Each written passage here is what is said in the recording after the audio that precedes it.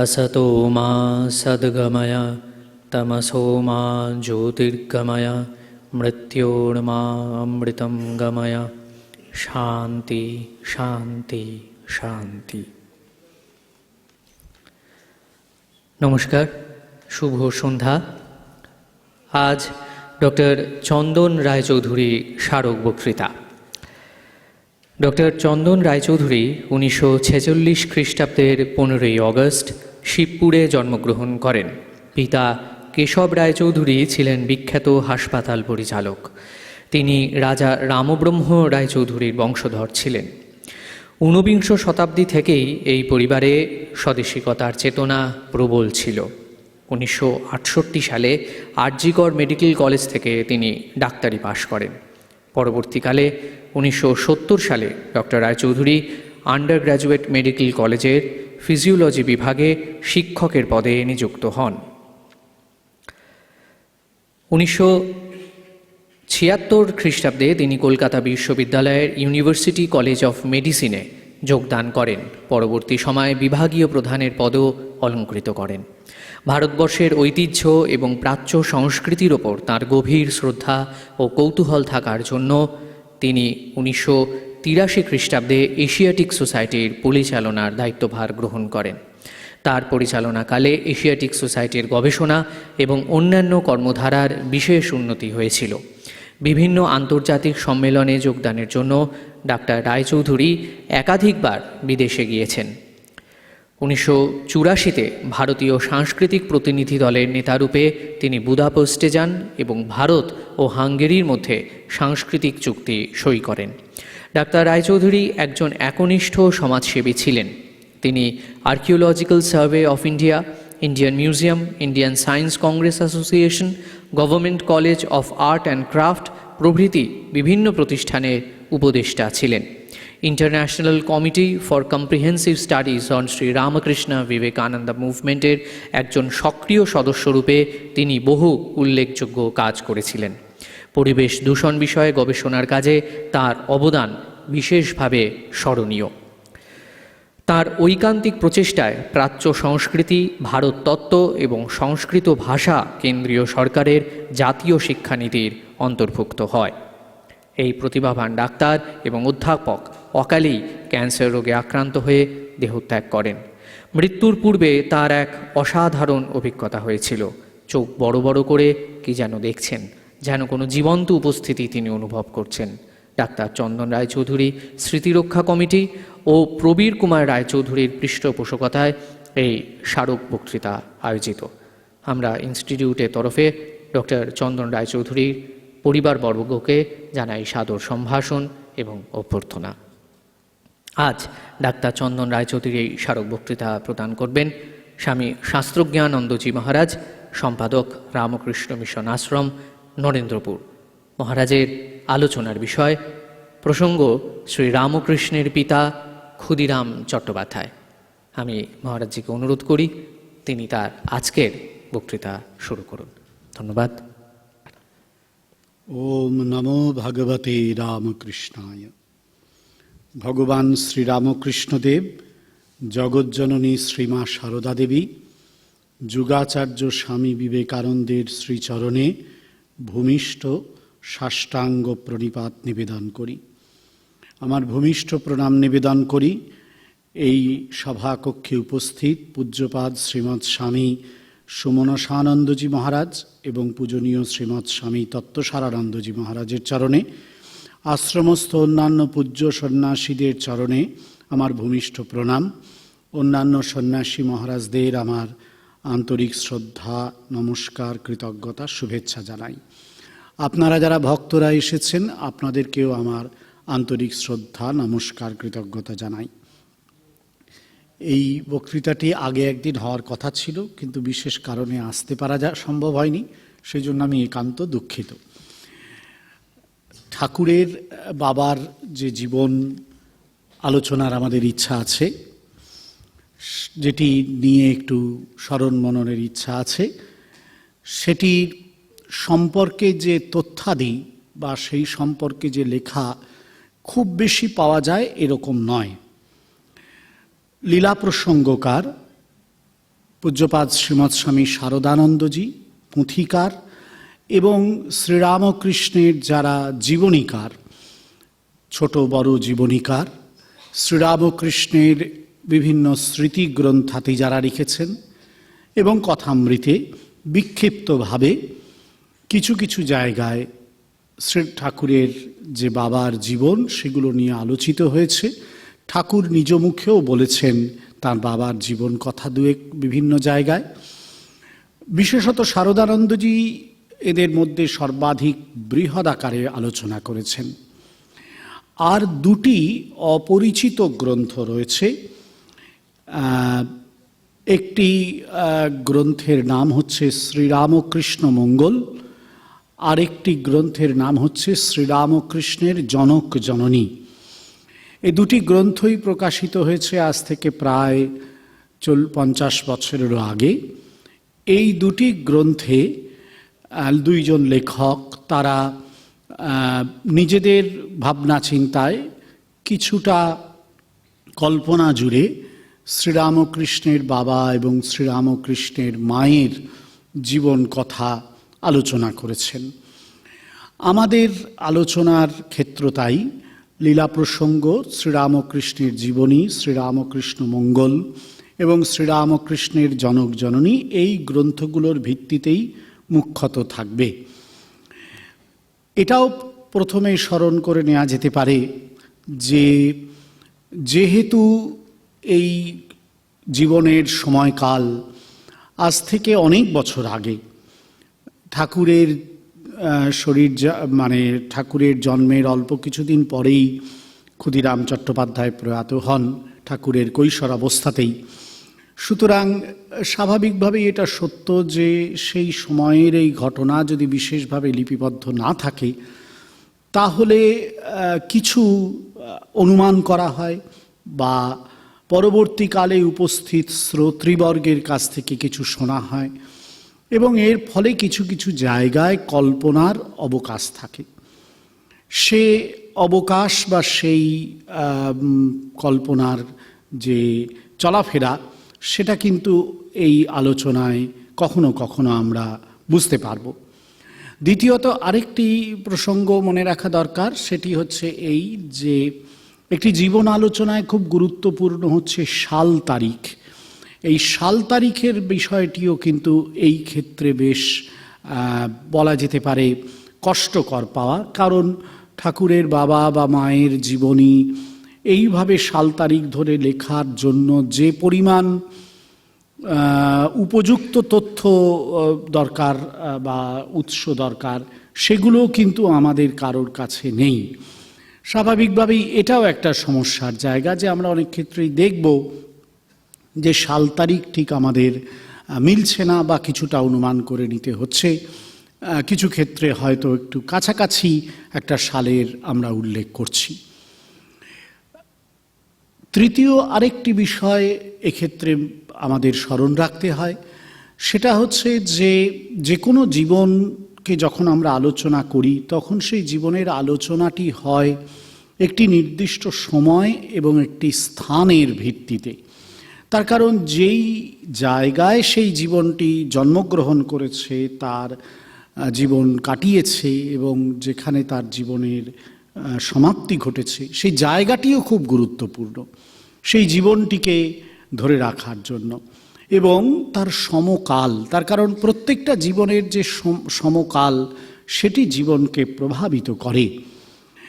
এই বিষয়গুলো আমাদের আলোচনার সময়ে আমরা একটু মাথায় রাখার চেষ্টা করব এবং এই একটি পুণ্য শ্লোক জীবনের আলোচনায় আমাদের যে ব্যক্তিগত লাভ, সে লাভটি এই যে আমরা সবাই এমন একটি পাবন জীবনের আলোচনার মধ্য দিয়ে আমাদের জীবনের যে আধ্যাত্মিক প্রেরণা, সে প্রেরণা লাভ করতে পারব, পবিত্রতা লাভ করতে পারব এবং এমন সমুন্নত জীবনের আশ্রয়েই যে ভগবান আসেন, শাস্ত্রের বা সত্য সংকল্প আপ্ত পুরুষদের এই বচন, তার প্রমাণও আমরা পাব।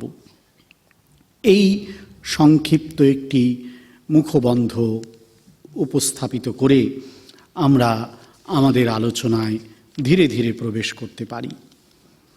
এই জীবনের গল্প শুরু হয়েছে, আজ থেকে শুরু করা যেতে পারে, আজ থেকে প্রায় কাছাকাছি 250 বছরেরও আগের একটি সময়কালে।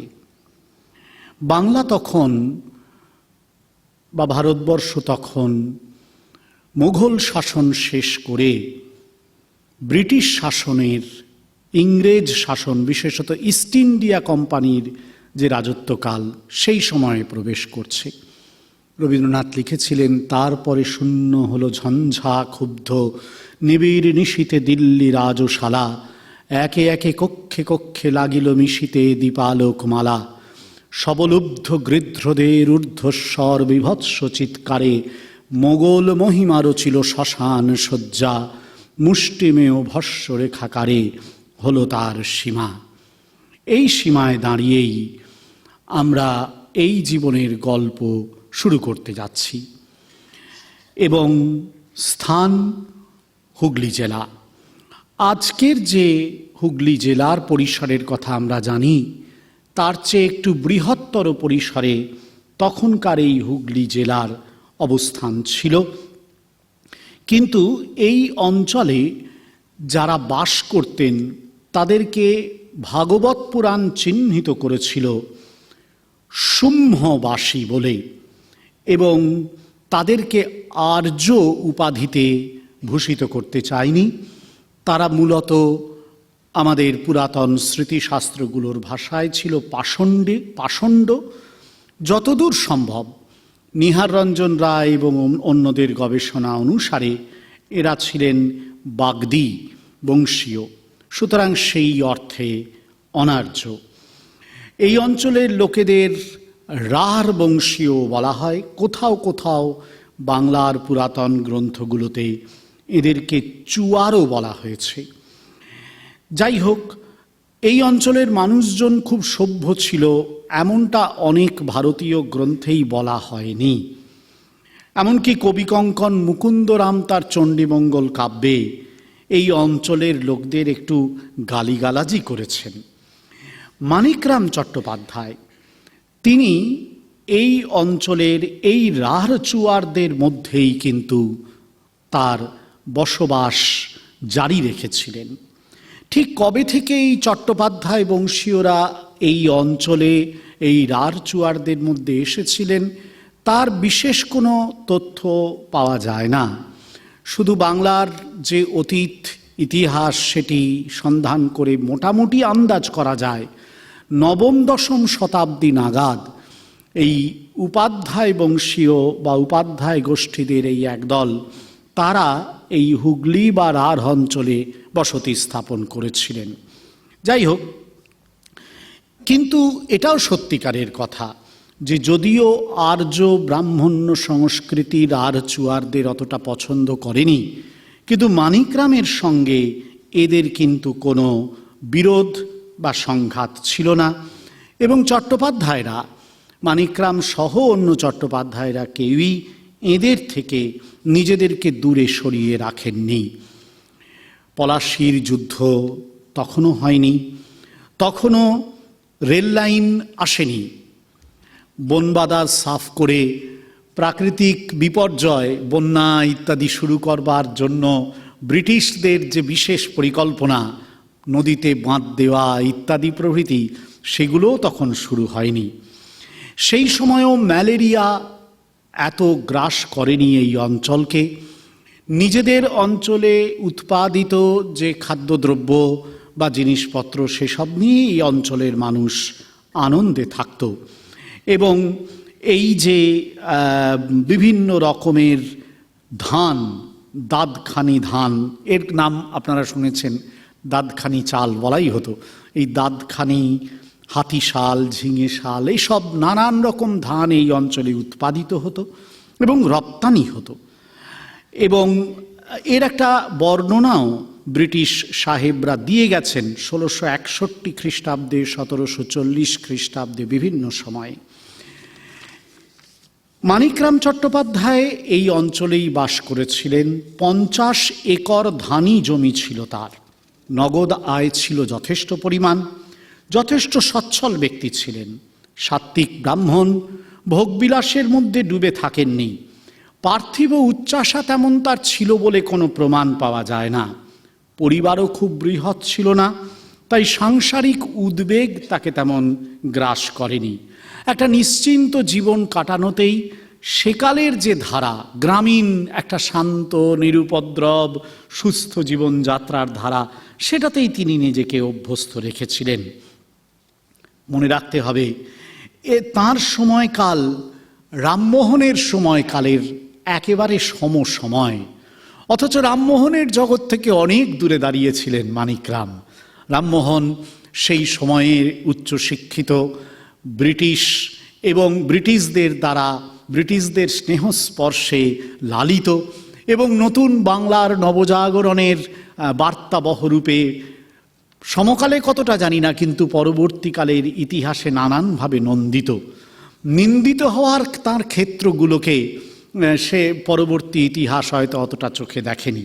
যাই হোক, এই নন্দন নিন্দনের কোনো জায়গাতেই মানিকরাম ছিলেন না। তিনি তখন অনেকটা দূরেই রামমোহনের জগৎ থেকে।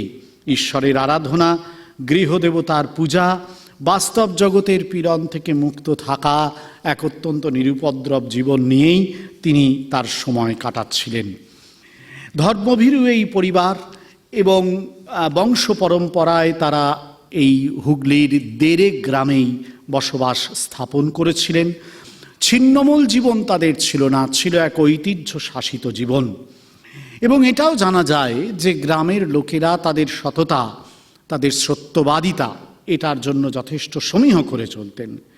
যুগের ভাব আন্দোলনগুলো তাদেরকে ততটা স্পর্শ করেছিল এমনটি জানা যায় না। যতদূর সম্ভব মনে হয় মানিকরাম 19 শতকের আবির্ভাব লগ্নেই মারা যান। তার জ্যেষ্ঠ পুত্র ক্ষুদিরাম তখন পূর্ণ যুবক, যার জন্ম হয়েছিল 1774 খ্রিস্টাব্দে। বড় ছিলেন মানিকরামের 3 ছেলে 1 মেয়ে। বড় ছেলের নাম ক্ষুদিরাম, জন্ম বললাম 1774 খ্রিস্টাব্দে। তারপরে তার আরেকটি মেয়ে জন্ম নেয়, নাম রামশীলা। আরও 2 ছেলে জন্ম নেয়, নাম নিধিরাম ও রামকানাই। সেকালে অল্প বয়সে বিয়ে হতো, এটা গ্রামীণ জীবনের একটি পরিচিত ঐতিহ্য ছিল গ্রাম বাংলায়, অনেকটা বল্লালি প্রথার মতন। এরা কিন্তু কৌলিন্য প্রথাকে তেমন গ্রহণ করেননি, কিন্তু বাল্যবিবাহ সেকালে প্রচলিত ছিল এবং ক্ষুদিরামের ক্ষেত্রেও তার ব্যতিক্রম ঘটেনি। প্রথমা পত্নীকে তিনি কিন্তু অল্প বয়সেই হারান। তারপর 24 বছর বয়সে ক্ষুদিরামের দ্বিতীয় বিবাহ হয়। তখন তার পত্নীর বয়স 8। পত্নীর নাম আপনারা সবাই জানেন, আমরাও জানি, চন্দ্রমণি, চন্দ্রা নামে যার বেশি পরিচিতি। তার বাপের বাড়ি ছিল সরাটি মায়াপুর গ্রামে। সরাটি মায়াপুর এখন আমাদের রামকৃষ্ণ মঠ মিশনের একটি শাখা কেন্দ্র। 1798 সালেই এই বিবাহ সম্পন্ন হয়েছিল এবং মানিকরাম তখনও কিন্তু বেঁচে ছিলেন। কেমন ছিলেন ক্ষুদিরাম, এর নানান কথা ঠাকুর বলেছেন, মাও বলেছেন, মা সারদা দেবীও বলেছেন এবং শারদানন্দজি মহারাজ প্রমুখরা শুনেওছেন অনেক কিছু সেই সময় যারা কামারপুকুরে ছিলেন তাদের কাছ থেকে। বেশ দীর্ঘদেহী সবল পুরুষ ছিলেন তিনি। গায়ের রং ছিল ফর্সা, সেই কালের তুলনায় বেশ দেখতে শুনতে সুন্দর। সেই কালের বিচারে যথেষ্ট শিক্ষিত মানুষ এবং আনন্দময় পুরুষ ছিলেন। ক্ষমা এবং ত্যাগ ছিল তার চারিত্রিক বৈশিষ্ট্য। বাবা মারা গেলেন দ্বিতীয় বিবাহের অল্পদিন পরেই, এবং তখন ক্ষুদিরাম 19 শতকের সেই প্রবেশ দ্বারে দাঁড়িয়ে তার নিজের যে সংসার, সেই সংসারের ভার নিজের কাঁধে তুলে নিলেন। সেই সময়ে নিঃসন্দেহে বাংলায়, বিশেষত মুর্শিদাবাদ, নবদ্বীপ, কলকাতা জুড়ে এক রাষ্ট্রীয় ভাঙাগড়ার কাহিনী চলছিল। 1750 থেকে 1850 পর্যন্ত দীর্ঘ 100 বছর যে কাহিনী বিস্তৃত হয়ে রয়েছে। কিন্তু রাষ্ট্রীয় সংঘাতের সেই কাহিনীতে ক্ষুদিরাম জড়াননি, দেরেগ্রামও ততটা জড়িয়েছিল বলে আমাদের মনে হয় না। যদিও ওই অঞ্চল দিয়ে নিশ্চয়ই কিছু কিছু ঘটনা ঘটেছিল। তার কারণ চন্দননগর ছিল অদূরে, ইন্দ্রনারায়ণ চৌধুরীর জমিদার বাড়ি, যেখানে দুপলে সাহেব আক্রমণ করেছিলেন। সুতরাং এইগুলো কাছাকাছি থাকা সত্ত্বেও সেই কালে ক্ষুদিরাম বা দেরেগ্রাম এর দ্বারা খুব একটা আক্রান্ত হয়েছিলেন বলে মনে হয় না। সেই সময়ে ক্ষুদিরাম বংশের ঐতিহ্যকেই বহন করেছিলেন। গৃহে শ্রীরামচন্দ্রের নিত্য পূজা চলছিল বাবার সময় থেকেই। রামভক্ত পরিবার, প্রত্যেকের নামের সঙ্গেই রাম যুক্ত আছে, দেখেই বোঝা যায় রামভক্ত পরিবার। বাবার নামেও রাম ছিল, তাদের নামেও আছে, তাদের পরিবারের সবার নামে পরে যারা আসবেন তাদের নামেও আছে। ন্যায় ও ধর্মপথে থেকে পরিবার ও গ্রামবাসীর শ্রদ্ধায় থেকে তারা সংসার যাত্রা নির্বাহ করতেন।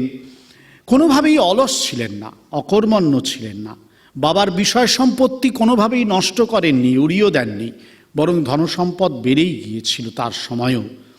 সেকালের প্রথা অনুযায়ী অশূদ্রজাজি ছিলেন তিনি, এবং যেসব ব্রাহ্মণ মেয়ের বিয়েতে পণ নিত তখন পাত্রপক্ষকে পণ দিতে হতো, তাদের হাতে জলপ গ্রহণ করতেন না তিনি। নির্লোভ ব্যক্তি ছিলেন, আচারনিষ্ঠ ব্যক্তি ছিলেন। পণ্ডিত বা কবি হবার বাসনা কোনোভাবেই তাকে গ্রাস করেনি। এই চট্টোপাধ্যায় বংশ আগাগোড়াই যেভাবে নিজেদেরকে চালিয়ে নিয়েছিল, ক্ষুদিরামও সেই পথেই চলেছিলেন। ধর্মপ্রাণ ছিলেন, কিন্তু বৈরাগী হয়ে যাননি, সংসার বিবিক্ত জীবন যাপন করেননি। ভক্ত ছিলেন, কিন্তু বৈদান্তিক যে মায়াবাদ তাকে বিশেষ আশ্রয় করেছিলেন বলে মনে হয় না। বিষয়ের অসৎ ব্যবহার তিনি করেননি, বিষয়কে বরং রক্ষা করেছেন। একটি অদ্ভুত সুন্দর শান্ত শ্রীময় জীবন ছিল তাদের। এক সর্বতোভদ্র জীবন যাপন করার চেষ্টা করেছিলেন পারিবারিক ঐতিহ্য মেনে। সুখে সন্তোষে শান্তিতে আত্মিক সাধনায় নিমগ্ন ছিলেন তিনি। দুই ভাইকে বিয়ে দিয়েছিলেন কিন্তু ক্ষুদিরাম নিজেই। সত্যিকারের অর্থে তার ঘর ভরা লোক ছিল, গোলা ভরা ধান ছিল, অথচ তার সঙ্গে ছিল একটা নির্বাসনা জীবন, একটা নৈরাশ্যহীন আনন্দময় জীবন। তীর্থ ভ্রমণ করতেন তিনি। বিয়ের পর বালিকা বধূকে ঘরে রেখেই তিনি বেরিয়ে গিয়েছিলেন কাশী, অযোধ্যা, বৃন্দাবন ঘুরতে। তারপরেই প্রথম পুত্রের জন্ম হয়, নাম রেখেছিলেন রামকুমার। এর অনেক দিন পরে আবার তীর্থে গিয়েছিলেন, সেতুবন্ধ, রামেশ্বর ও দক্ষিণেশ্বরের দক্ষিণ ভারতের অনেক তীর্থে। সেখান থেকে ফেরার পর দ্বিতীয় পুত্রের জন্ম হয়, নাম রেখেছিলেন রামেশ্বর। এইটাই ক্ষুদিরামের জীবনের একটি অপূর্ব ধারা। ঠাকুর নিজেও তার বাবার সম্বন্ধে বলেছেন, ঠাকুরের কথাই যদি উদ্ধৃত করা যায়, আমার বাবা যখন খড়ম পরে রাস্তায় চলতেন, গাঁয়ের দোকানিরা দাঁড়িয়ে উঠত, বলতো ওই তিনি আসছেন। যখন হালদার পুকুরে স্নান করতে যেতেন, লোকেরা সাহস করে নাইতে যেত না, খবর নিত উনি কি স্নান করে গেছেন। রঘুবীর বলতেন, আর তার বুক রক্তবর্ণ হয়ে যেত। বাবা কখনো শূদ্রের দান গ্রহণ করেন নাই। পূজা জপ ধ্যানে দিনের মধ্যে বেশিরভাগ সময় কাটাতেন। রোজ সন্ধ্যা করবার কালে আয়াহি বরদে দেবী এইসব গায়ত্রীর আবাহন উচ্চারণ করতে করতে বুক রক্তবর্ণ হতো, দু চোখ জলে ভেসে যেত। আবার যখন পূজাদি না করতেন, তখন তিনি রঘুবীরকে সাজাবার জন্য সুতো ফুল দিয়ে মালা গেঁথে সময় কাটাতেন। মিথ্যা সাক্ষ্য দেবার ভয়ে তিনি পৈতৃক ভিটে ছেড়েছিলেন। এসব গল্প আমরা পরে আরও করব, আপনারাও জানেন, তবু আরেকবার শুনব। গ্রামের লোক ঋষির মতো তাকে মান্য করত, ভক্তি করত। কিন্তু এই যে ধর্মপরায়ণতা, এই ধর্মপরায়ণতাই কিন্তু এই মানুষটির কাছে বিপদের কারণ হয়ে দাঁড়িয়েছিল। একটু আগে ঠাকুরের কথায় যার আভাস আমরা পেলাম, যে কাহিনী বহুশ্রুত, তবু এই কাহিনী আজকে এই জীবন আলোচনা করতে গিয়ে আরেকবার বলা দরকার। ইতিহাসের সাপেক্ষে তাকে নতুন করে একবার বিচার করা যেতেই পারে। তার যে মজা এবং পরবর্তী ট্র্যাজিক পরিণতি সেটাও আমাদের দেখা যেতে পারে। যাই হোক, ক্ষুদিরামের ধর্মবল পরীক্ষা করবার জন্য ভগবান স্বয়ং যেন অবতীর্ণ হয়েছিলেন ভক্তের শক্তি পরীক্ষার জন্য। দেরেগ্রামের জমিদারের নাম আমরা আজ সবাই জানি, রামানন্দ রায়। তিনি কিন্তু দেরেগ্রামে বাস করতেন না, তার মূল বাস ছিল তার পাশের গ্রামে, সাতবেড়ে বলে একটা গ্রামে। দেরে ছিল তার অধীনস্থ গ্রাম। প্রচণ্ড রাগী বদমেজাজি ছিলেন এবং প্রজাপীড়নের জন্য তার কুখ্যাতির অন্ত ছিল না। যে কোনো কারণে হোক প্রজাকে তিনি সর্বশান্ত করে দিতেন। নির্বংশ হয়েছিলেন শোনা যায়। দেরেগ্রামের একজন লোকের উপর রামানন্দ রায়ের খুব রাগ হয়েছিল। লোকটিকে সর্বশান্ত করার জন্য তিনি আদালতে ওই লোকটির বিপক্ষে মিথ্যা অভিযোগ তুলে মামলা দায়ের করলেন। আদালতে দরকার পড়লো একজন সাক্ষীকে ডাকার। এখন আদর্শ সাক্ষী কে হতে পারে যাকে আদালত বিশ্বাস করবে? সবাই তাকে বলল, কেন, দেরেতে আছেন ক্ষুদিরাম চট্টোপাধ্যায় বংশীয়, ব্রাহ্মণ, সৎ, সত্যবাদী, সবাই বিশ্বাস করে, নিশ্চয়ই বিচারক বিশ্বাস করবেন তাকে। ডেকে পাঠানো হলো ক্ষুদিরামকে। ক্ষুদিরাম কোনোদিনই রাজা বা আদালত কোনোটাকেই খুব একটা একটু সমীহ করে চলতেন বা দূরে রেখে চলতেন। আদালতে যাওয়াটা তার কোনোভাবেই ইচ্ছা ছিল না। ক্ষুদিরাম সব জানলেন, বুঝলেন, রামানন্দ রায়ের খবর, তার অনুরোধ সবই পেলেন, কিন্তু স্থির করলেন যে সত্যকে তিনি ত্যাগ করবেন না। প্রলোভন বা ভয় তাকে দেখানো হয়নি তা নয়, আমরা নিশ্চয়ই অনুমান করতে পারি এই সব মানুষেরা প্রলোভন দেখান, ভয় দেখান, চিরকালই দেখান, সেকালেও দেখানো হয়েছিল নিঃসন্দেহে। কিন্তু প্রলোভন বা ভয় কারোর কাছেই মাথা নত করলেন না তিনি। সত্যবাদী ছিলেন শুধু তা নয়, শির দানাটাও তাও সোজা ছিল। আমরা নিশ্চয়ই মনে করতে পারি পরবর্তীকালে ঠাকুর বলেছিলেন যে তিনি মাকে সব দিয়েছিলেন। শ্রীরামকৃষ্ণ বলেছিলেন যে তিনি মাকে সব দিয়েছিলেন কিন্তু সত্য দেননি। সত্য গেলে মা কোথায় দাঁড়াবেন? সত্য কথাকে ঠাকুর কলির তপস্যা বলেছিলেন। সত্যে আঁট রাখাতেই ঈশ্বর লাভ হয়, এই সব কথা শ্রীরামকৃষ্ণ বলেছিলেন।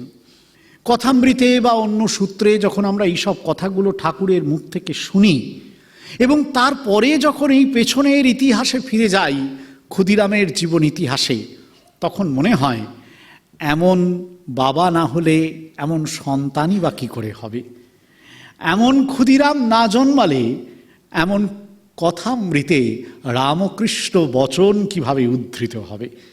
সেটাই হয়েছিল এবং স্বাভাবিকভাবেই ক্ষুদিরাম মিথ্যা সাক্ষী দিলেন না। এবার ক্ষুদিরামের বিরুদ্ধেই মামলা দায়ের হয়ে গেল।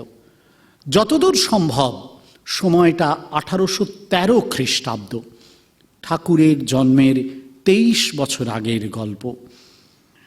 ইংরেজের আইন কানুন তখন এই দেশে কিছুটা প্রচলিত হয়ে গেছে এবং সেই আইনের মাথামুন্ডু বোঝার মতন সামর্থ্য তখনও সবার হয়নি। এই পরিস্থিতিতে আদালত কোনো কিছু বিচার না করে নির্দ্বিধায় রায় দিয়ে দিল যে এতদিন ধরে চট্টোপাধ্যায় বংশ যে সম্পত্তির মালিকানা ভোগ করে এসেছে সে সম্পত্তিতে কিন্তু ক্ষুদিরামের অধিকার নেই এবং তার বাস্তুভিটাও তার নয়, তার নিলামে চড়ানো হলো, নিলামে বিক্রি হয়ে গেল। দেরে, সাতবেরিয়া ও নারায়ণপুরের লোকেরা অবাক বিস্ময়ে অশ্রু মিশ্রিত চোখে দেখল আদালত, আইন কি অদ্ভুত রায় দিতে পারে। প্রবল রাজশক্তির সামনে সবকিছুই কেমন অসহায় হয়ে যায়। নিঃসন্দেহে জয় হলো রামানন্দের। আপাত দৃষ্টিতে হেরে গেলেন ক্ষুদিরাম। আমাদের একটা জিজ্ঞাসা জাগে মাঝে মাঝে, ইতিহাসের পাশে দাঁড়িয়ে আমাদের মাঝে মাঝে এইরকম একটা কল্পনা করতে ইচ্ছা হয়, আচ্ছা ক্ষুদিরাম তো উচ্চ আদালতে নালিশ করতে যেতে পারতেন, কেন গেলেন না? আচ্ছা ক্ষুদিরাম কি কোনোদিন রামানন্দ রায়ের বিরুদ্ধে রেগে যাননি? পরবর্তীকালে রেগে গিয়ে কি একটু এদিক ওদিক কুকথা বলেননি?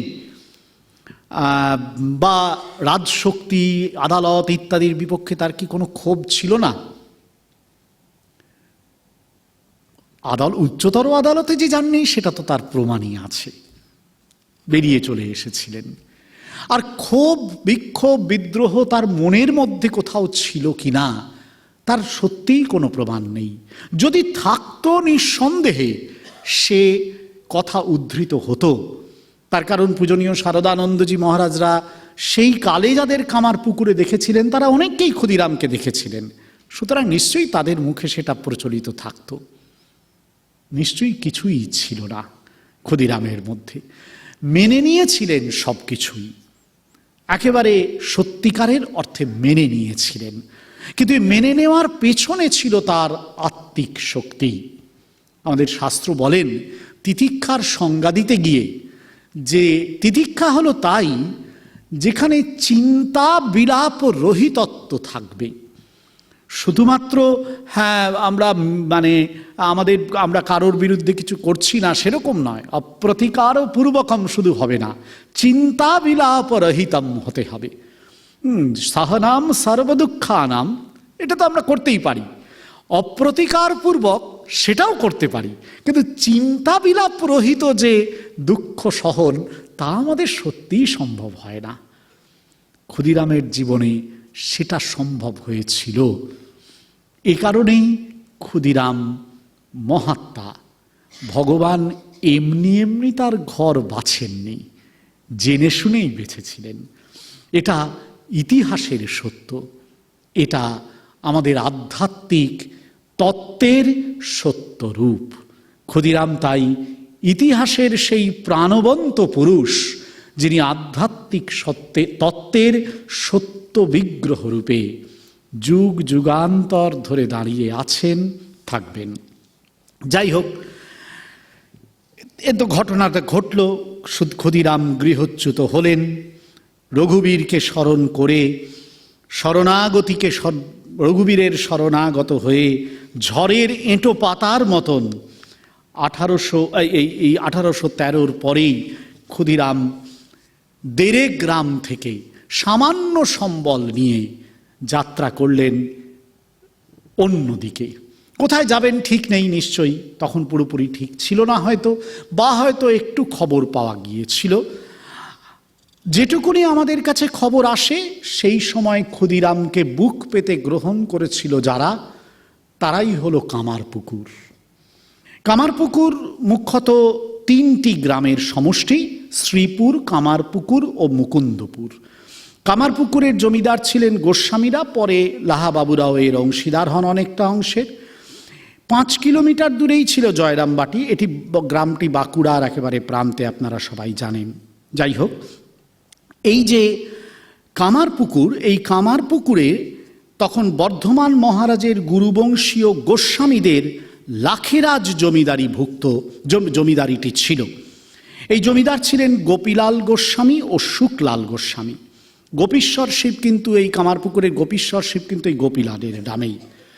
যাই হোক, ক্ষুদিরামের খবর যখন এরা পেলেন তখন বিশেষত এই সুখলাল গোস্বামী ক্ষুদিরামকে ডেকে পাঠালেন এবং ডেকে পাঠিয়ে কামারপুকুরে তাকে একটা ছোট্ট জমি দিলেন। তার নাম হচ্ছে লক্ষ্মীজলা জমি। নিরাশ্রয় ক্ষুদিরাম ও চন্দ্রমণি তারা বাস্তুহারা হয়ে নতুন বাস্তুর খোঁজ পেলেন কামারপুকুরের লক্ষ্মীজলা জমির পাশেই। তার 2 অনুজ নিধিরাম ও রামকানাই নিজ নিজ শ্বশুরবাড়ির কাছে চলে গিয়েছিলেন, সুতরাং তাদের আর খোঁজ করতে হলো না। যদিও তাদের পরিবারের সঙ্গে অল্প বিস্তর যোগাযোগ পরবর্তীকালে আমরা দেখলাম, পরবর্তীকালে একটু পাওয়া গিয়েছিল ঠাকুরের সঙ্গে, সে কথা আমরা পরে আসব। যাই হোক, সুখলাল গোস্বামী ক্ষুদিরামকে আমন্ত্রণ জানালেন এবং ক্ষুদিরাম সেই আমন্ত্রণ গ্রহণ করে এসে পৌঁছলেন কামারপুকুরে। কামারপুকুরে এই স্বল্প আয়োজনে ক্ষুদিরামের নতুন সংসার গড়ে উঠল। পূজনীয় শারদানন্দজি লীলা প্রসঙ্গে খুব সুন্দর বলেছেন ধর্মের সংসার গড়ে উঠল। সত্যিকারের অর্থেই সম্পূর্ণ ঈশ্বর নির্ভর এই জীবন। 1 বিঘা জমি এবং তাতেই যেটুকুনি ধান ফলে, অন্য কোনো বৃত্তি তিনি গ্রহণ করেননি, কিন্তু তাতেই রঘুবীরকে স্মরণ করে ক্ষুদিরাম ঈশ্বর নির্ভর ক্ষুদিরাম ও চন্দ্রমণি জীবন কাটাতে লাগলেন। একদিন সত্যি সত্যি রঘুবীর তাকে দেখা দিলেন। দিনের বেলা মাঠের মধ্যে একটি কাজে ক্ষুদিরাম একটা ভিন্ন আলাদা একটা গ্রামে গিয়েছিলেন। বাড়ি ফেরার পথে একটু ক্লান্ত হয়ে পড়েছেন, গাছতলায় বসেছেন। গ্রামের পথ, তেমন লোকজন নেই, সময়টা গরমকাল, গাছের ছায়াটা লেগে একটু ঘুম মতন এসে গেছে, তন্দ্রা মতন এসে গেছে। হঠাৎ সেই সময় একটা স্বপ্ন দেখলেন। নবদুর্বাদল শ্যাম রাম দিব্য বালকের বেশে হাজির। একটা জায়গা দেখিয়ে বললেন, আমি এখানে অনেকদিন অযত্নে অনাহারে রয়েছি, তোমার বাড়ি আমায় নিয়ে চলো, আমি তোমার সেবা নিতে ইচ্ছুক। ক্ষুদিরাম বিহ্বল হয়ে পড়লেন। ইষ্ট দর্শন দিয়েছেন এটা সত্যি, কিন্তু তিনি কি করে সেবা করবেন? তার কারণ তিনি যে নিজেই খুব কষ্টে আছেন। ক্ষুদিরাম সে কথাটি জানালেন, বললেন, দেখুন আমিও তো খুব গরিব এবং আমার এখন সামর্থ্য নেই যে তোমার নিত্য সেবা করতে পারবো, বরং সেবাপরাধী হতে হবে আমাকে। সুতরাং এই অন্যায় অনুরোধ আপনি আমায় কেন করছেন? ভগবান শুনলেন না তার কথা। তিনি বারবার বললেন, না, তোমার সেবাপরাধ আমি নেব না, তোমার সেবাই আমি নিতে চাই। ঘুম ভাঙল ক্ষুদিরামের। বুঝতে পারলেন ভগবান স্বপ্ন দিয়েছেন তাকে। একটু এগিয়েই মাঠের মধ্যে একটি জায়গা তার চোখে পড়ল। মনে হলো ঠাকুর স্বপ্নে তাকে এই স্থানটি দেখিয়েছেন। কাছে গিয়ে দেখলেন একটি সুন্দর শালগ্রাম শিলা, তার উপর ফনা মেলে রয়েছে একটি জ্যান্ত সাপ। আরও কাছে যেতেই সাপটি চলে গেল গর্তে। গর্তের মুখেই শালগ্রামটি রয়েছে। জয় রঘুবীর বলে ক্ষুদিরাম আনন্দে সেই শিলা গ্রহণ করলেন। তিনি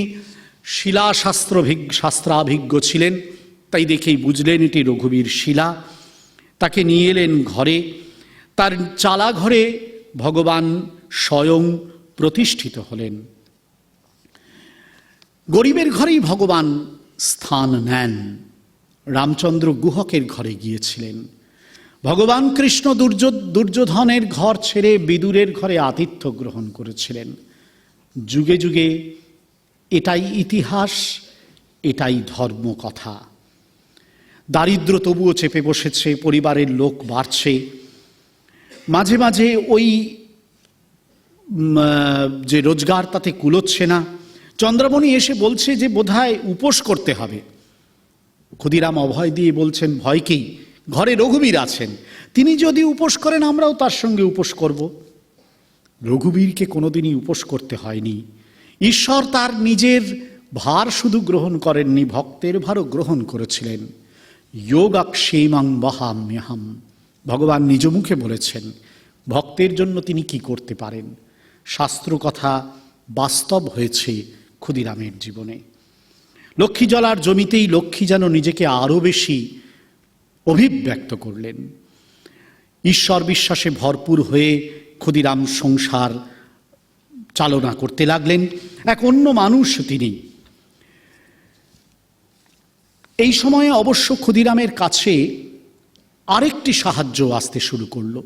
সেটা হলো তার ভাগ্নে, ভগিনীর ছেলে রামচাঁদ, তার সাহায্য। রামচাঁদ মামাদের ঘরেই মানুষ হয়েছিলেন, তাই বড় মামা ক্ষুদিরামকে খুব ভালোবাসতেন এবং মেদিনীপুরে তখন তিনি মোক্তারি করছেন, ভালো রোজগার করছেন। তাই মাঝে মাঝেই তিনি মামার জন্য সাহায্য পাঠাতেন। ফলত ক্ষুদিরামের যে আর্থিক অনটন সেটা ধীরে ধীরে কাটতে শুরু করেছিল। ইতিমধ্যে তার প্রথম পুত্র রামকুমার, সেও একটুখানি যথেষ্ট সেও একটু রোজগেরে ছেলে হয়ে উঠেছে। বিভিন্ন রকম শাস্ত্র পূজা অর্চনা সে জেনেছে এবং ক্ষুদিরাম ও চন্দ্রমণি সহ সবাই বুঝতে পারলেন যে তাদের ঘরে আস্তে আস্তে শ্রী ফিরছে। যাই হোক, এই সময়েও কিন্তু ক্ষুদিরামের জীবনের যে অপূর্ব ভক্তিভাব তার নানান পরিচয় আমরা পাই। লীলা প্রসঙ্গকার আরেকটি অসাধারণ ঘটনার বর্ণনা করেছেন। একবার কামারপুকুর থেকে ক্ষুদিরাম 54 কিলোমিটার দক্ষিণ পশ্চিমে মেদিনীপুর শহরে ভাগ্নে রামচাঁদের কাছে যাওয়ার জন্য যাত্রা শুরু করেছেন। ফাল্গুন মাস ছিল, ভোর থেকে বেলা 10টা পর্যন্ত হাঁটলেন।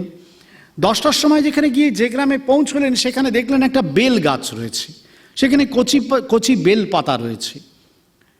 নতুন বেলপাতা ওঠার সময় নয় তখন, তবুও বেলপাতা দেখেই তার মন আনন্দে নেচে উঠল। মেদিনীপুর যাওয়ার কথা পুরোপুরি ভুলে গেলেন। কাছেই একটা বাজার থেকে ঝুড়ি কিনলেন, গামছা কিনলেন, অনেক বেলপাতা জোগাড় করলেন এবং সেই বেলপাতা ঝুড়িতে ভর্তি করে ভিজে গামছা তার উপর চাপিয়ে আবার ফিরে এলেন বাড়িতে। বেলা তখন 3টে। স্নান করে মহা আনন্দে শিব ও শীতলার পূজা করলেন। চন্দ্রমণি তো অবাক যে কেন মেদিনীপুর যাননি তিনি। শুনলেন শিব পূজার লোভেই এতদূর গিয়ে অর্ধেক পথ গিয়ে আবার ফিরে এসেছেন তিনি।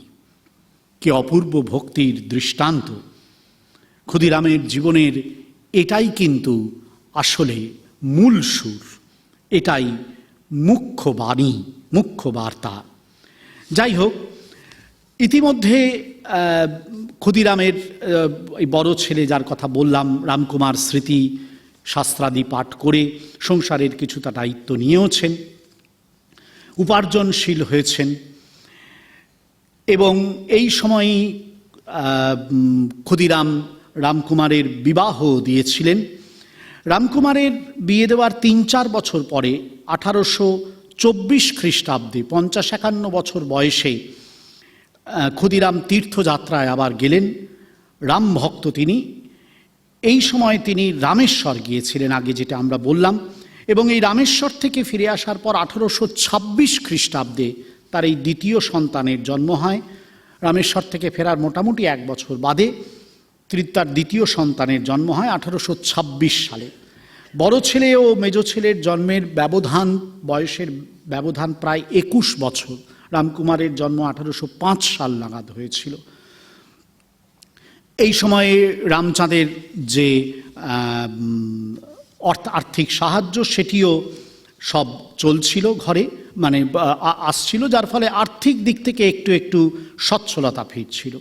এই সময় আরেকটি ঘটনা ঘটে, যে ঘটনাও ক্ষুদিরামের সংসারের আরেকটি অপূর্ব ধর্মজীবন যাপনের একটি অপূর্ব অভিজ্ঞান হয়ে রয়েছে। সে কথাও লীলা প্রসঙ্গকার উল্লেখ করেছেন, অন্যান্য জীবনীকাররাও পুঁথিকারও উল্লেখ করেছেন। আপনারা সবাই জানেন যে সেটি ছিল একটি কোজাগরী লক্ষ্মী পূজা সন্ধ্যা। রামকুমার পূজা করতে গিয়েছেন, ফেরেননি, অনেক রাত্রি হয়ে গেছে, কোজাগরী পূর্ণিমা, তা একটু যাওয়া আসা করছেন, চন্দ্রা ঘরে রয়েছেন, বারবার যাওয়া আসা করছেন। এমন সময় দেখলেন একজন রমণী আসছেন। তা রমণীকে দেখেই চন্দ্রা জিজ্ঞেস করলেন, তুমি কোথা থেকে আসছো? সে বলল, ভুরশুভ থেকে আসছি। রমণী একটুখানি অন্যরকম, খুব সুন্দরী যেমন, সেরকম গায়ে প্রচুর অলঙ্কার রয়েছে, গয়না রয়েছে। এখন এই এত গয়না টয়না রয়েছে, সেই গয়না দেখে এত রাত্রে একা মেয়ে আসছে, সেটা দেখে চন্দ্রাও একটু কৌতূহলী হয়েছিলেন।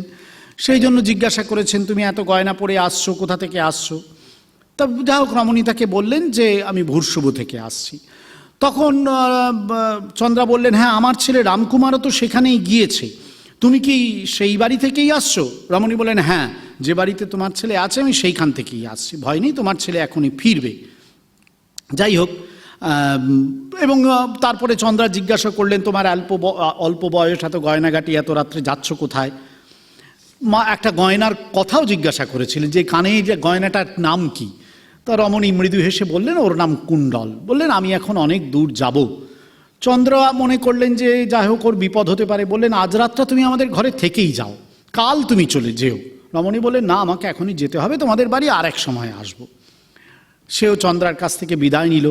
কিন্তু চন্দ্রা দেখলেন ওই কাছেই জমিদার লাহাবাবুদের যে ধানের মরাইটি রয়েছে সেই দিকে সে চলে গেল। ওখানে তো যাওয়ার কথা নয়, রাস্তা দিয়ে তো এসছে, রাস্তা দিয়ে যাওয়ার কথা। তো চন্দ্রা অবাক হয়ে গেলে যে কোথায় গেল। চন্দ্রা ভেবেছেন বোধহয় পথ ভুল করেছে।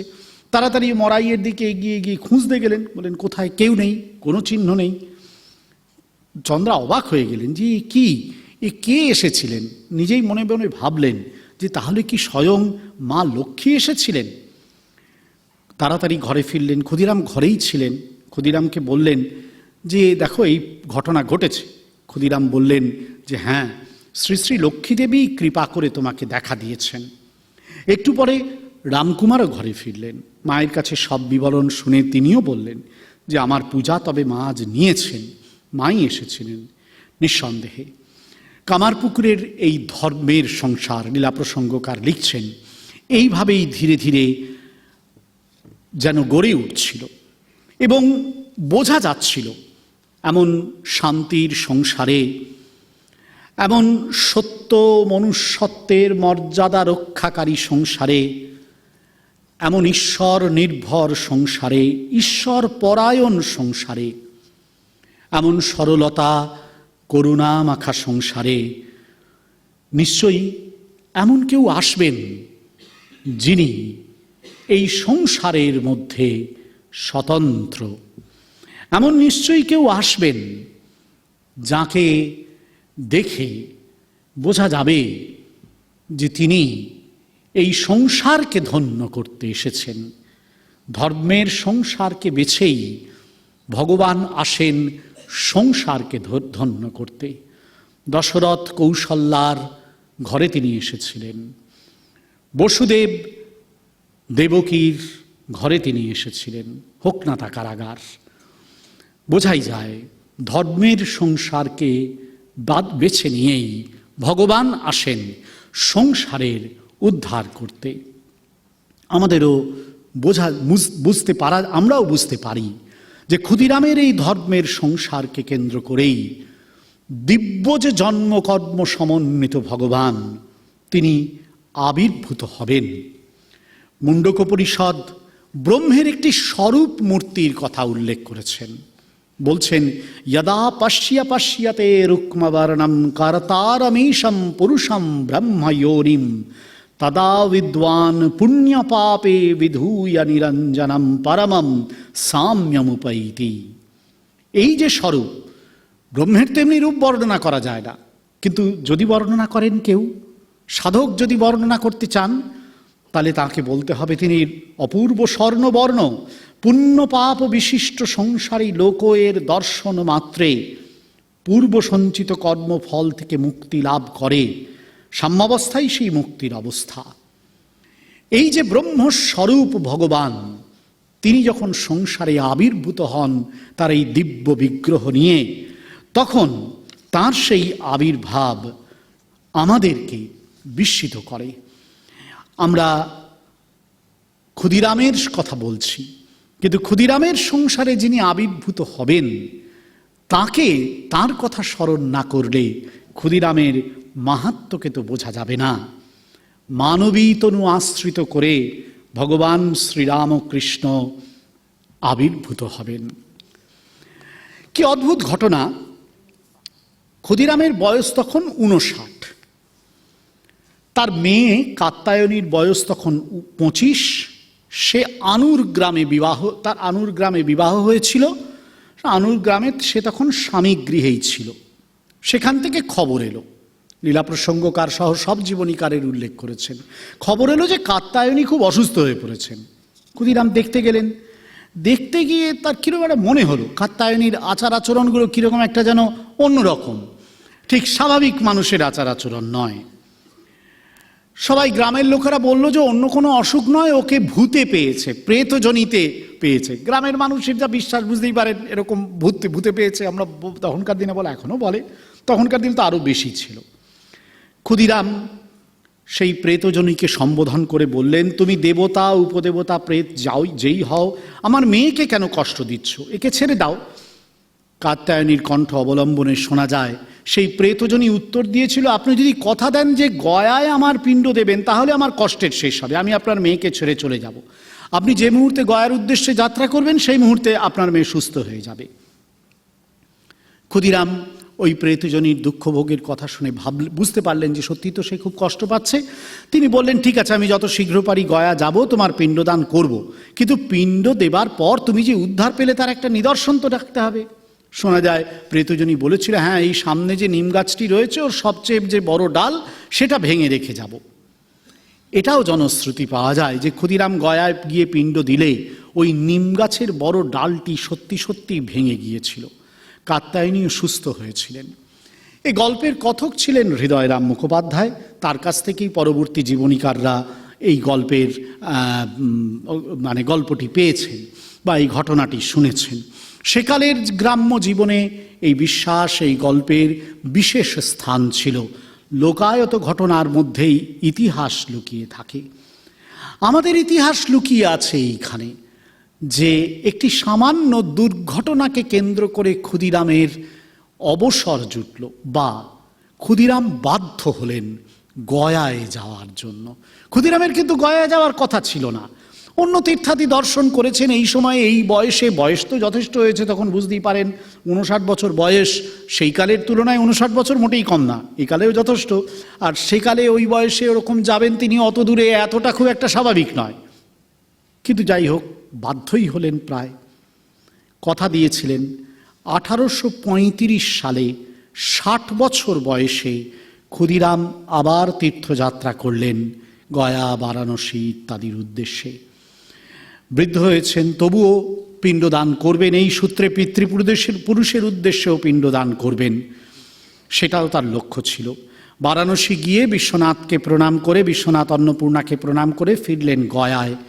সেটি চৈত্র মাস, মধুমাসে গয়ায় পিণ্ডদান অত্যন্ত প্রশস্ত আমাদের শাস্ত্র বলে, এবং পিতৃপুরুষরা সেই সময় অক্ষয় তৃপ্তি লাভ করেন। 1 মাস ক্ষুদিরাম গয়ায় ছিলেন। ক্ষেত্রকার্য যা কিছু করলেন, শাস্ত্রীয় কাজ সুসম্পন্ন করলেন, গদাধরের চরণে পিণ্ডদান করলেন, পিতৃপুরুষের ঋণ শোধ হলো। সব কয়টি অনুষ্ঠান শাস্ত্রবিধি মতো সম্পন্ন করে ক্ষুদিরাম খুব নিজেও সন্তুষ্ট হলেন এবং বারবার বিষ্ণুপাদ পদ্মে তার প্রণাম জানালেন। সমস্ত কাজ শেষ হয়ে গেছে, রাত্রিতে শুয়ে আছেন, মনও খুব প্রসন্ন, ঘুম বেশি তখনও হয়নি। হঠাৎ করেই স্বপ্ন দেখলেন, দিনে যে মন্দিরে তিনি পিতৃপুরুষের উদ্দেশ্যে গিয়েছিলেন সেই মন্দিরেই আবার গিয়েছেন। আবার গদাধরের পাদপদ্মে পিতৃপুরুষদের উদ্দেশ্যে তিনি পিণ্ডদান শুরু করেছেন। এবং সেই সময়ে এই দিব্যধামবাসী তার সমস্ত পিতৃপুরুষেরা একেবারে জীবন্ত শরীরে এই মন্দিরে যেন দুপাশে দাঁড়িয়ে রয়েছেন এবং তারা তার শ্রদ্ধার দান গ্রহণ করছেন, তাকে আশীর্বাদ করছেন। সবাইকে তিনি দেখতে পেলেন যেন। ক্ষুদিরাম নিজেকে কৃতকৃতার্থ ভাবলেন। তারপরেই হঠাৎ করে স্বপ্নে দেখছেন ক্ষুদিরাম সেই মন্দির অপূর্ব দিব্য জ্যোতিতে ভরে গেল। দুপাশে সার দিয়ে দাঁড়িয়ে রয়েছেন শ্রদ্ধায় আনত তার পিতৃপুরুষেরা। মন্দিরের সিংহাসনে আসীন দেবতাকে তারা উপাসনা করছেন। সিংহাসনে বসে রয়েছেন তাঁদেরই পারিবারিক উপাস্য দেবতা নবদুর্বা দল তনুশ্যাম রঘুপতি রাম। জ্যোতির্ময় মণ্ডিত পুরুষ তিনি, প্রসন্ন দৃষ্টি তার, চোখে উজ্জ্বল হাসি। ক্ষুদিরাম যেন অবশ হয়ে রয়েছেন। সেই অবস্থাতেই সাষ্টাঙ্গ প্রণাম করে স্তোত্র গান করলেন।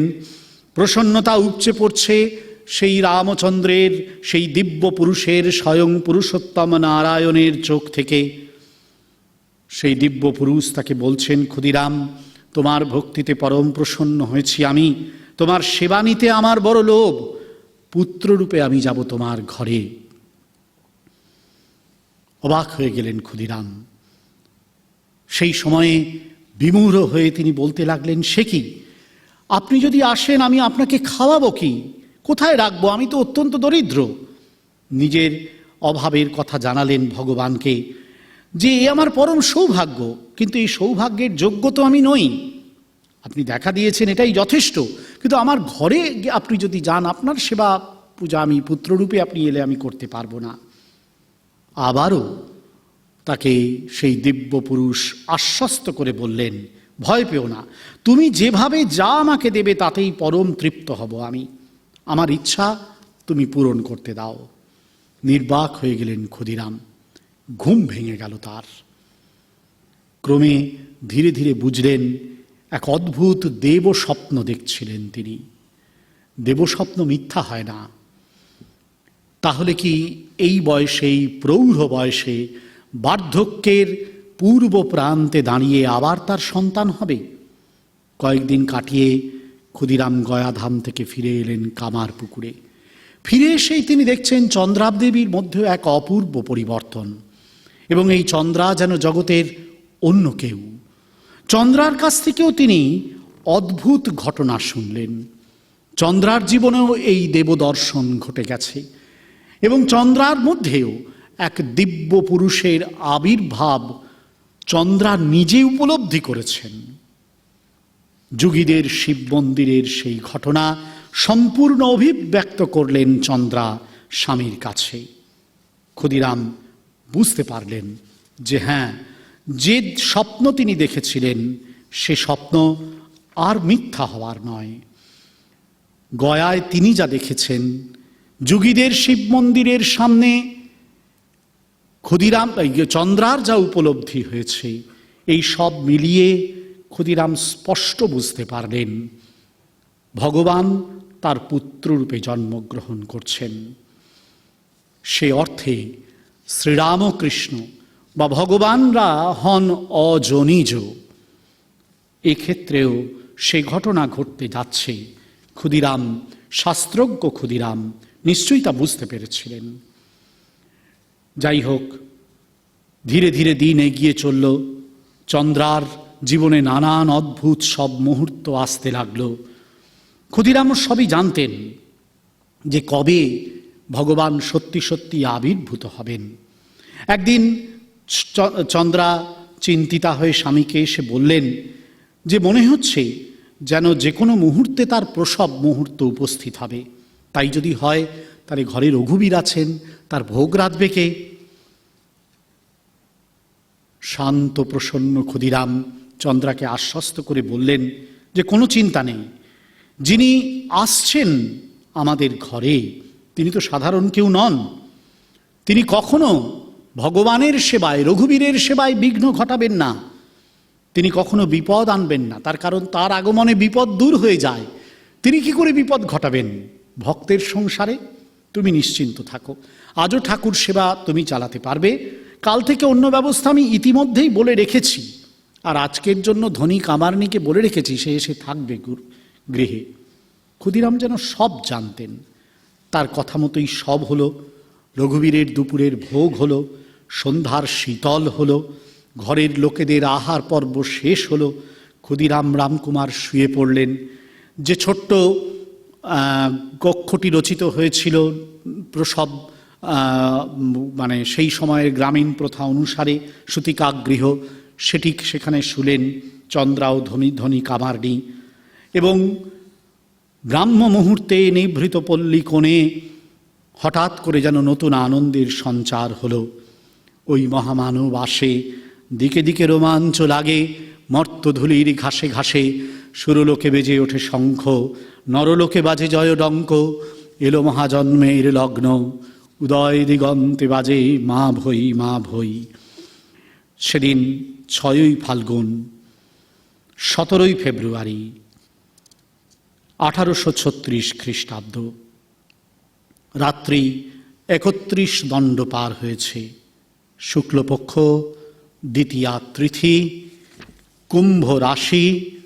আবির্ভূত হলেন ভগবান গদাধর তার ভক্তের বাসনা পূর্ণ করার জন্য। গয়াধামের স্বপ্ন সত্য হল ক্ষুদিরামের জীবনে।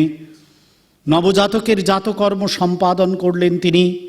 বালকের রাশি আশ্রিত নাম রাখলেন শম্ভুচন্দ্র চট্টোপাধ্যায়। গয়াধামের গদাধরই জন্ম নিয়েছেন, সেই জন্যে প্রকাশ্যে নাম রাখলেন গদাধর চট্টোপাধ্যায়। চন্দ্রামণিও সুস্থ হয়ে উঠলেন।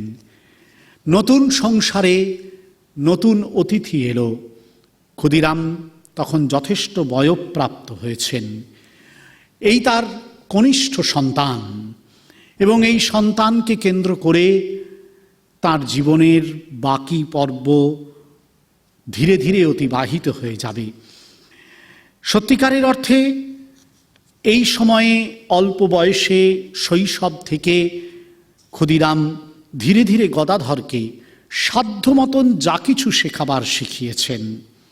দেবদেবীর ছোট ছোট স্তব, প্রণাম মন্ত্র, এছাড়াও বংশ পরিচয়, এবং সেই সময়ের গ্রামীণ জীবনের যা কিছু উপকরণ, তার সব কিছুর সঙ্গে ক্ষুদিরামই তার কনিষ্ঠ সন্তানকে পরিচয় করিয়ে দিয়েছেন।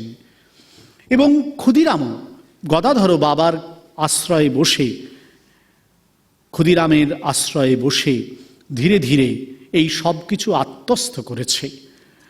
ক্ষুদিরাম প্রকৃতির এই উন্মুক্ত পাঠশালায় গদাধরের পরিচয় করিয়ে দিয়েছিলেন। সে পরিচয় কোনোদিন শেষ হয়নি। ভগবান শ্রীরামকৃষ্ণদেবের জন্ম ক্ষুদিরামের গৃহে, বড় হয়ে ওঠা ক্ষুদিরামচন্দ্রার স্নেহে, প্রকৃতির এই মুক্তাঙ্গনে, সেখানেই এই অদ্ভুত দিব্য জীবনের যা কিছু খেলা, যা কিছু গান, যা কিছু আখ্যান শৈশবের আর কৈশোরের। ক্ষুদিরাম ধীরে ধীরে দেখছেন যে গদাই তার বড় হয়ে উঠছে। রঘুবীরকে ফুলে ফলে সাজাতেন তিনি প্রতিদিনই মালা গাঁথতেন, চন্দন পরাতেন, চন্দনের তিলক পরাতেন। একদিন এরকম পুজো করতে করতেই ক্ষুদিরাম খুব ধ্যানমগ্ন হয়ে গেছেন। ধ্যান ভাঙেনি। যখন হঠাৎ করে ভাঙল, তখন শুনছেন কে যেন তাকে ডাকছে, দেখো আমি কেমন সেজেছি। ক্ষুদিরাম চোখ মেলে দেখলেন যে মালা তিনি সুন্দর করে গেঁথে তার আরাধ্য দেবতা রঘুবীরের গলায় পরিয়ে দিয়েছিলেন সেই শালক গ্রামে, সেই মালাই তার বালক সন্তান গদাই নিজের গলায় পরে বসে রয়েছে। মালা চন্দনে নিজেই সাজিয়েছে সে নিজেকে। স্বগৃহে দিনমানে জাগ্রত রঘুবীর আজ ক্ষুদিরামের সামনে উপস্থিত। ক্ষুদিরাম জানতেন এটাই স্বাভাবিক, এটাই ঘটবে বা এটাই ঘটছে। ধীরে ধীরে এই বিশ্ব প্রকৃতির সৌন্দর্যমণ্ডিত রূপকে তার বালক গদাইয়ের সামনে সে কারণেই তিনি উন্মুক্ত করে দিয়েছিলেন। যাই হোক, নিজেও বুঝতে পারছিলেন বয়স আস্তে আস্তে বাড়ছে। গদাইয়ের বয়স তখন 6 বছর, শৈশব পেরিয়ে সদ্য বালকত্বের দিকে উঠছে। 1.5 গ্রাম ছেড়ে নিঃস্ব কপর্দকহীন এক পুরুষ ক্ষুদিরাম এসে পৌঁছেছিলেন 1814-তে কামারপুকুরের এই মাটিতে। দেখতে দেখতে 28 বছর কেটে গেছে। 1842 সাল। কোথায় যেন নিজের মনে তিনি আহ্বান শুনতে পাচ্ছেন যে এ সংসার থেকে এবার তার যাত্রার সময় এসেছে। শারদীয়া দুর্গাপূজার সময় রামচাঁদ ডেকে পাঠিয়েছে ভাগ্নে রামচাঁদ তার মেদিনীপুরের বাড়িতে। সেখানে দুর্গাপূজা হতো, তাকে কেন্দ্র করে বিরাট উৎসব হতো। মামার বয়স হয়ে গেছে 68 বছর বয়স, প্রায় 66-68 বছর বয়স প্রায়। স্বাভাবিকভাবেই সেই বয়সে মামাকে আর কতদিন দেখতে পাবে। খবর পেয়েছিল যে ইতিমধ্যেই অজীর্ণ গ্রহণী রোগে মামা আক্রান্ত হয়েছেন, তাই মামাকে ডেকে পাঠিয়েছে মামা যদি একবার আসেন। প্রথমে রাজি হননি, তারপর শেষ পর্যন্ত রাজি হলেন। প্রথমে ভেবেছিলেন গদাইকে নিয়ে যাবেন, তারপর ভাবলেন গদাইকে ছাড়া চন্দ্রাই বা থাকবেন কি করে। তাই রামকুমারকে সঙ্গে নিয়েই ঘরের সবার থেকে বিদায় নিয়ে রঘুবীর অন্য গৃহ দেবতাদের প্রণাম করে চলে গেলেন রামচাঁদের কাছে। কিন্তু এই দীর্ঘ যাত্রার ধকল সহ্য হলো না তার। পুজোর কয়েকদিন বাকি থাকতেই তার গ্রহণী রোগ বাড়ল। রামচাঁদ চিকিৎসক ডেকে আনলো, চিকিৎসা শুরু হলো। কিন্তু পূজা ইতিমধ্যে এসে গেলেও রোগ থেকে মুক্ত হতে পারলেন না ক্ষুদিরাম। প্রায় শুয়েই রইলেন। ষষ্ঠী, সপ্তমী অষ্টমী আনন্দিতেই কাটল। নবমীতে ক্ষুদিরামের রোগ যেন আয়ত্তের বাইরে চলে এলো। কবিরাজ এলেন, নানান সেবা পরিচর্যা চড়তে লাগলো। দুর্বল, প্রায় বাকরুদ্ধ ক্ষুদিরাম। নবমী কাটল, দশমীর সন্ধ্যায় প্রতিমা বিসর্জন দিয়ে রামচাঁদ ঘরে ফিরলেন। বাখারা মামাকে প্রায় জড়িয়ে ধরে রামচাঁদ বলে উঠল, মামা, তুমি যে সবসময় রঘুবীর রঘুবীর বলো, এখন কেন বলছো না? হঠাৎ করেই ইষ্ট নাম শুনে ক্ষুদিরামের ধ্যান ভাঙল, সম্বিত ফিরে এলো।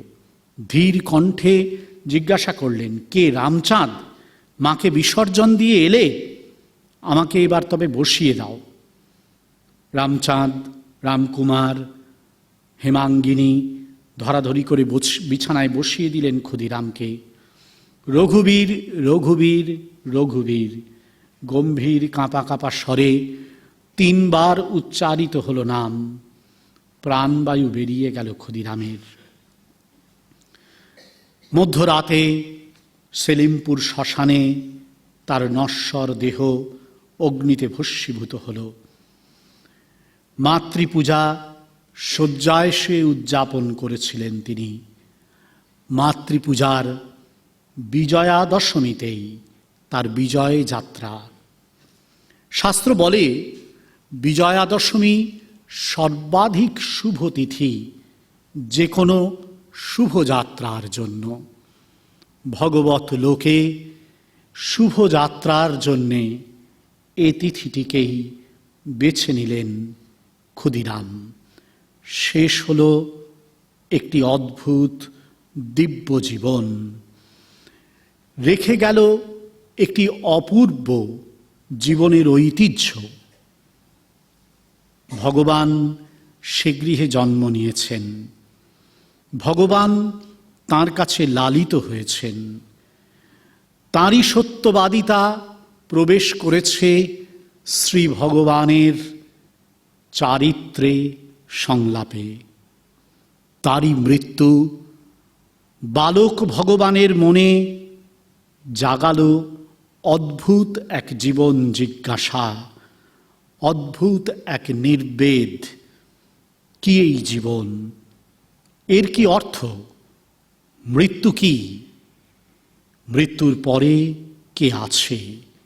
লীলা প্রসঙ্গকার লিখেছেন, বাবার মৃত্যুই বালক গদাধরকে তার সমস্ত চাপল্য দূরে সরিয়ে রেখে যেন এক অদ্ভুত আত্মমগ্নতায় ধীরে ধীরে এগিয়ে নিয়ে গিয়েছিল।